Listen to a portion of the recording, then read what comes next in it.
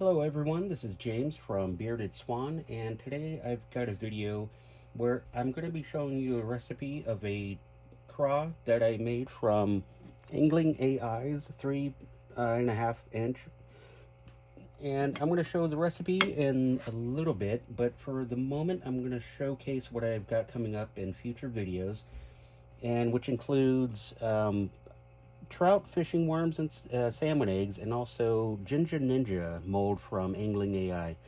Different ways, different techniques on how to make them interesting, and what I've been up to, and also the 6-inch bot worm, which I hand pour and do different laminates, and we'll talk about temperatures and stuff like that. Something I learned from World's Worst Fishing, and that's been an eye-opener just because you don't get cold cracks if you do the temperature right. Also, some classic Angling AI 4-inch swim bait molds. I got one 5-inch, which will give me more of a platform to work with. We got the rip wraps, the 3-inch, 3.8-inch, and also bug molds, a Ukrainian-based company. I'm gonna do a video on that. And for my leather, I've already got a short video out with fridge magnets from Leather Arrowheads, which has turned out pretty nice. I need to actually make up a handful more for when I go back out to the outdoor markets, since it's already warming up for summer. And also a little hair. I can't remember the name off the top of my head, but it's for the hair, mainly for women, just having the stick going through the holes for the back for a ponytail. And also I'm going to do a video of an old classic that I've made, custom tankard.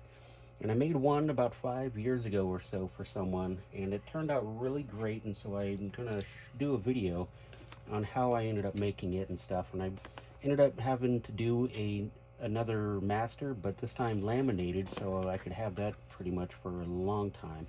So I got a blank ready, and that's going to be set up for the next video coming down the pipeline.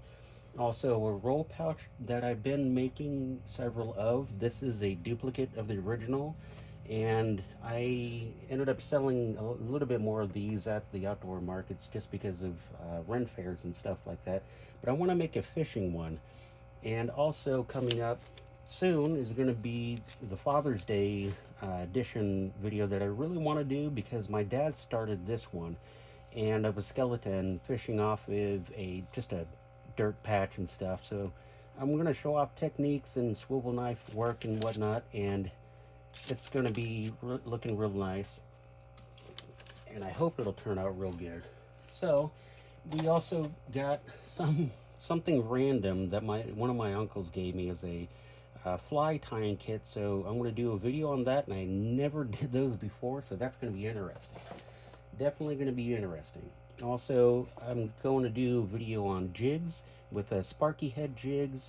I've got a herring head jig for underspins, and those jigs came from Do It Molds. And also the skirts.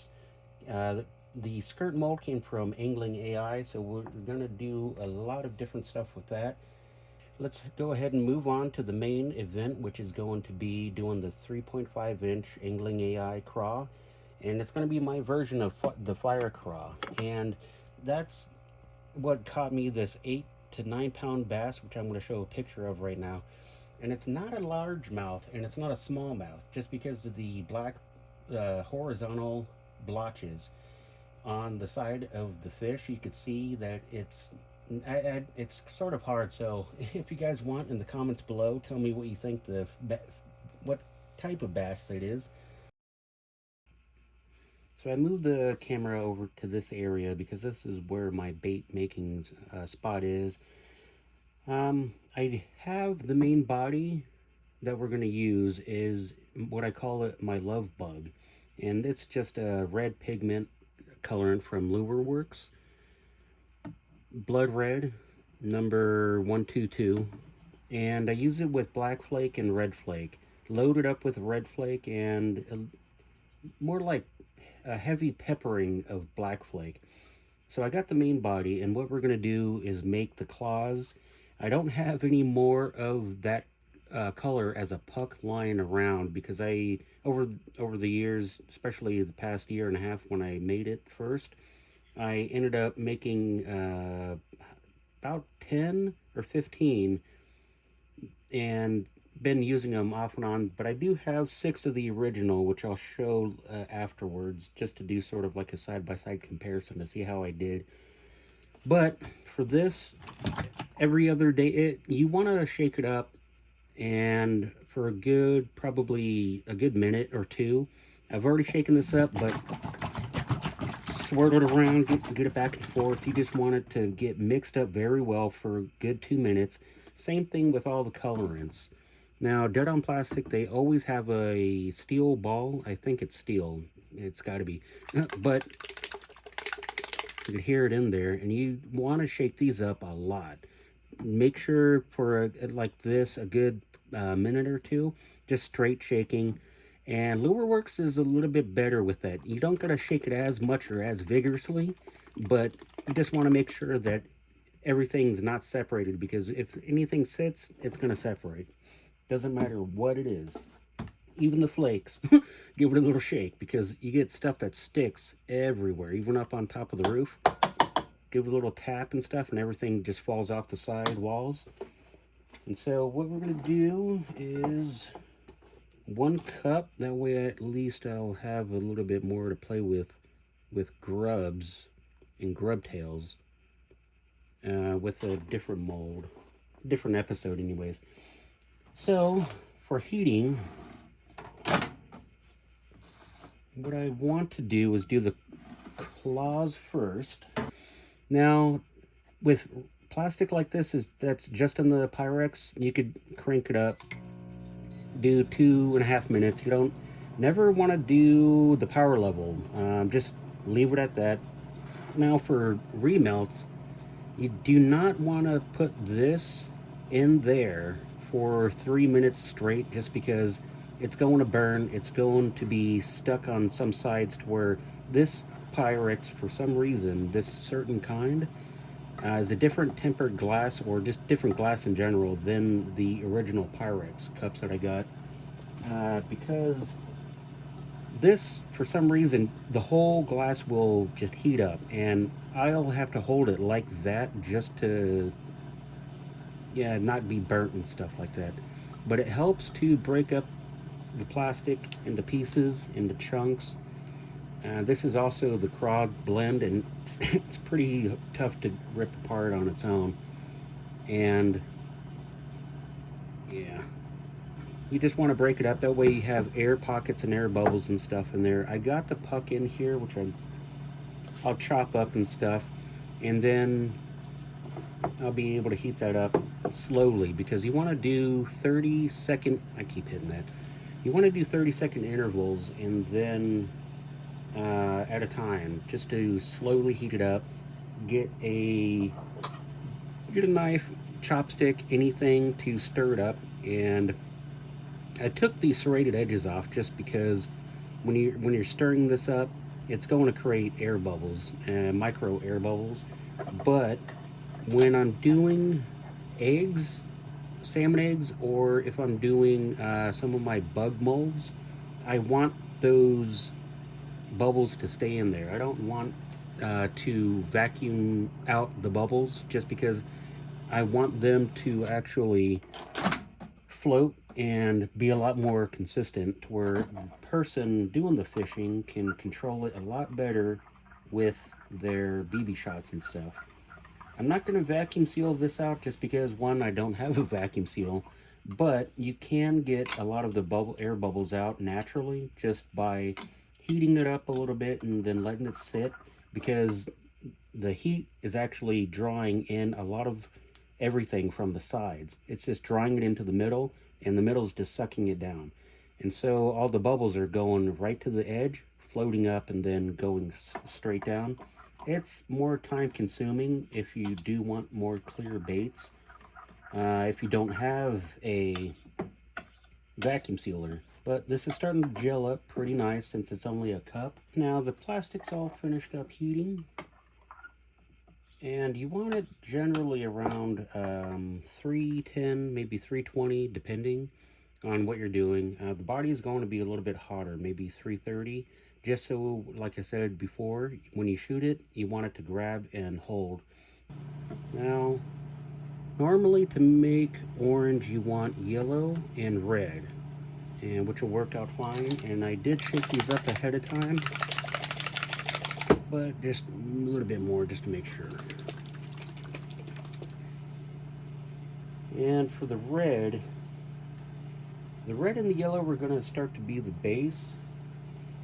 And I want to start off a little bit small. Oops, it's going to be about 5 drops already. 6, 7, 8, 9, 10, 11. We'll try 11 at the moment. It's going to be a lot more though. And I have neon orange and neon chartreuse for my yellow, basically.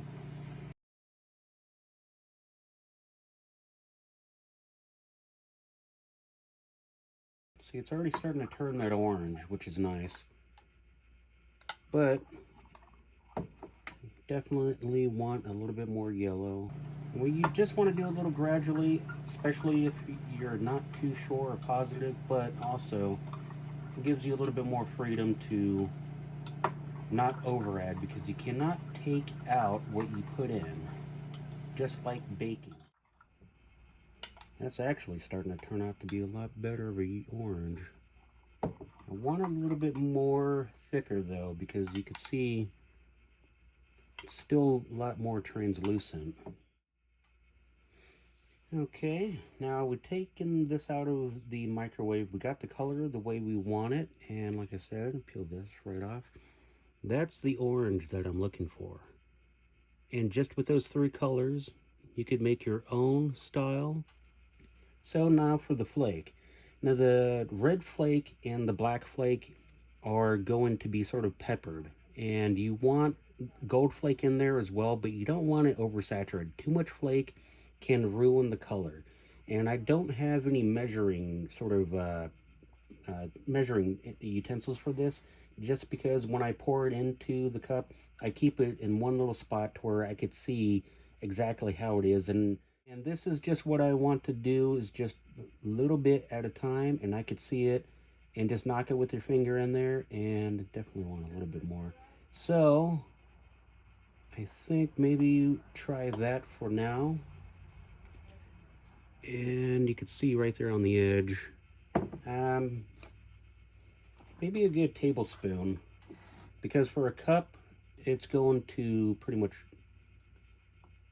all be taking up it's all going to be mixed around anyways.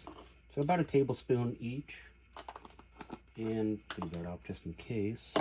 And we'll do a little bit of gold as well, because we want the gold to have a little shine and shimmer. If you want to do silver, go for it.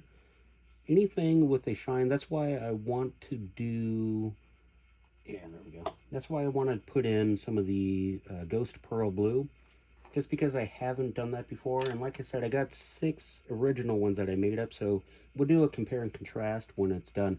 With this glitter from Lure Works, it's very, oh wow, yeah, the blue's really popping out. And I don't want too much of that.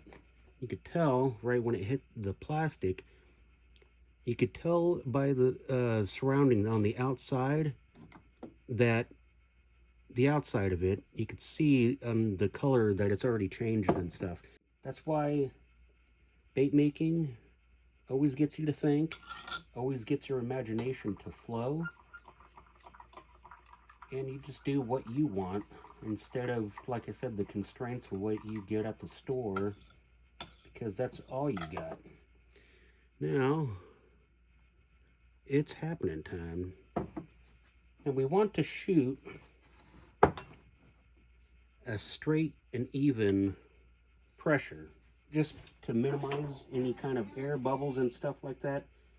You want to suck it up nice and gentle. Make sure it's a nice seal, and just straight down. And this one, it's only got the 2 cavities, so it's not going to really take too much Plastisol at all. But you want to sit it in there, keep the pressure, lid off, twist it around, and then pop it off And this will suck plastic into it and draw it in even after. Just because this is a cold aluminum mold, and anything cold will seize anything up. So, if I could do that, put that there, don't run away. That's what we're looking for. Actually, that turned out just like it. But I might put a little bit more of that blue ghost holographic flake in there because I can see it coming out. And you could kind of tell on camera as well, which is nice. But this is the orange that we're looking for. And then put the rest of what's left over in there, melt it real quick, and then when we come back after pinching the claws off, I'm going to put this back in there just so we can start melting that and shoot the bodies. And this should be actually cooled all the way. So let's go ahead and pop it open. And you got to be careful, especially if you want stuff to stick in the mold. You want it on one side, and you can never tell what side it's going to come out on, and you got to kind of play with it and force it a little bit anyways. Ooh. Ooh. Here we go. Yeah, that's the orange that I'm looking for right there. That is actually it. Nice. You know, like I said, it's been like a year and a half since I made this kind of craw, and only recently, you can actually see the reflection of my face in that. Only recently have I gotten online and tried selling these at the outdoor markets with my leather stuff. To get these to pinch and grab on, what I do is I'll dig in my finger and stuff like that as well, but just for showcases. The claw attaches right there to the body, and I want a bit of that body. That way, and I'll show you what I mean, because I want a little bit of that body just so you can see right there, it's dug into the body a little bit more. I want to take these sides off. That way, when I put the claw back in, there's going to be a little plastic extruding out. And when I shoot the body, it's going to grab onto it. And I could actually take the scissors and be a little bit more precise. And cutting it at an angle. That way, when I shoot the body, the color will go and grab it on the bottom, but also grab it on the top as well, since it's at a slant. Now you gotta delicately put the claws back in. And it's easy to tamp down without oil, because like this, all you gotta do is just move it in there, wiggle it around. It takes a little bit, but worm oil will help a little better, but I don't really like having to waste more than want. So as you could tell, this plastic is jetting out into the body cavity a little bit more to where that's going to grab onto and make it to where it's going to be in the middle of that body. And so you just want to wiggle it around, and yeah, it's already in the cavity. And that one's good. All right. Okay, we're back, and we got the love bug plastisol already melted down, and we're going to shoot the body. And we do got this at a higher temperature than we do the claws, just so the plastic can grab hold a lot better. And it's at around maybe 320, 330 degrees. And the claws I shot around 300, maybe 310. Now you want that just because it'll grab hold of the claws and sort of melt and weld together. But I got a thermal infrared temperature reader. It is good when you're swirling around the plastisol, and you could get a nice consistent reading. And over the few years that I've been doing this, I've got the hang of it to where I could see the consistency of stirring it around without really needing the temperature gauge. but I do use it a lot more when I'm trying to do swim bait molds, just because you want to have a constant temperature and a certain range, just so you could get a perfect melding of plastics sticking together without cracking, to where then they'll just split apart. It's like they're just bonded, like they're just one plastic. And sometimes when I first started to see World's Worst Fisherman, World's Worst Fishing, I'm sorry, um, when he's doing the hand pouring for the swim baits. At first, I always thought, well, wouldn't the plastic just mix and just, you know, mix together with the plastic on the bottom? And then after seeing him do it over many years and stuff, even looking back at some of his earlier works, when I started doing leather, he was doing bait making. And so when I look back at his other older stuff, you really do see on how the plastic at a certain temperature will stay solid and create a platform for the other plastic to just sit on.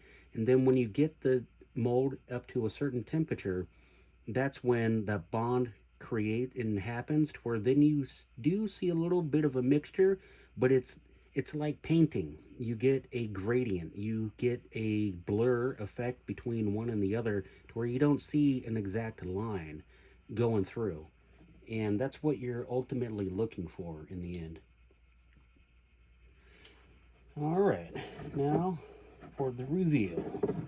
Now, like I said, I do got 6 of the original ones near me, so I'm going to bring those out. See how close I get, because it looks like it's spot on. Oh, yeah. Yeah, that looks good. Yeah, take them out. Yeah, I'll show you what I mean by the flashing. Since we did it at a higher temperature, you see that runner right there attached to the legs, like I was saying earlier. That's what'll happen. And you'll see the bond of these went right into the body, which is really nice. And how they're holding up. Yeah. Yeah, and there's no cracks that I could see. So those are going to be good. Now, these are going to be, well, not that one. These are going to be my original ones that I did some time ago. Actually, looks like a brighter orange. I actually like this a lot better than the older ones. Now the new ones are on the left and the older ones are on the right. And you could tell just because of the color of the orange. And I didn't put that much neon orange in the older ones, it seems. But I actually like the... Yeah, that's going to mess up the look. Just want to kind of have them dangling. Yeah, you could definitely tell the off color, but I like the newer ones a lot better. A little side by side on this. And it'll stay better. There we go. That's better. Yeah, that's a lot more of a prominent orange, which I like a lot better. But I'll show you the picture of the bass again. I'll show it off at because I showed it off at the beginning, but that is basically what caught that bass. And that was deep too, because Bullards Bar goes down 800 feet and stuff when it's at its fullest. It's around 790 to some 800 some odd feet down. And I can't remember exactly how deep its deepest spot is, but I wouldn't doubt that it's probably around 1,000. But that'll be all for the bait making today. I gotta clean up and go out fishing and try these, because it's looking like a beautiful day out. So, hope you guys liked and enjoyed that one. Like I said, I got a lot more stuff that I do want to film, post, and put on YouTube, Instagram, even Etsy and stuff. I could even edit some of this stuff down and do things here and there. So when I get time in between leather work and trying to sell it at some outdoor places, definitely going to be making some more content, some videos and stuff, and see where it takes me. Because it's just trying to get my name out there, just trying to get out in the vast ocean of this. Because I've been hiding under a rock, I guess, with bait making for the past 3 years, and I've been seeing a lot of neat stuff out there. And that's one thing that I really enjoy, is seeing what other people do. Because once you see what other people are capable of, and what you know you are capable of, you could take that as inspiration and do your own thing. Make something unique, a lot better than what you find at the stores, the fishing stores, and you never know. That's the one thing too, which is really great about these baits. After catching that big bass, catching any fish on any lure that you specifically made just for that lake, just for that river, just for that time of month, that time of year, once you catch a fish off of your own baits, there's not a better feeling in the world. Because it's something you did and that you were capable of, and that you had inspiration for, you had a vision, you did it, and it proved it's proved itself. So if you guys enjoyed it, I don't really like normally saying it, but hit the like button, the subscribe button, because definitely I'm going to have some more stuff coming out. Stay tuned for some new stuff coming along the way, and guys, just make sure to get out there and fish and enjoy the day. But doing a fishing, see what I can make as a tell me what you guys think and see what you guys might want to see in the future. So buckle up, buckaroos, let's get to it. It's going to be my own Fire-Craw that I made with using Angling AI's James, little things here and there, and like Morning Dew with June Bug. Also, I really f***ed that one up. Hello everyone, this is James from Bearded Swan. I wanted to make a video of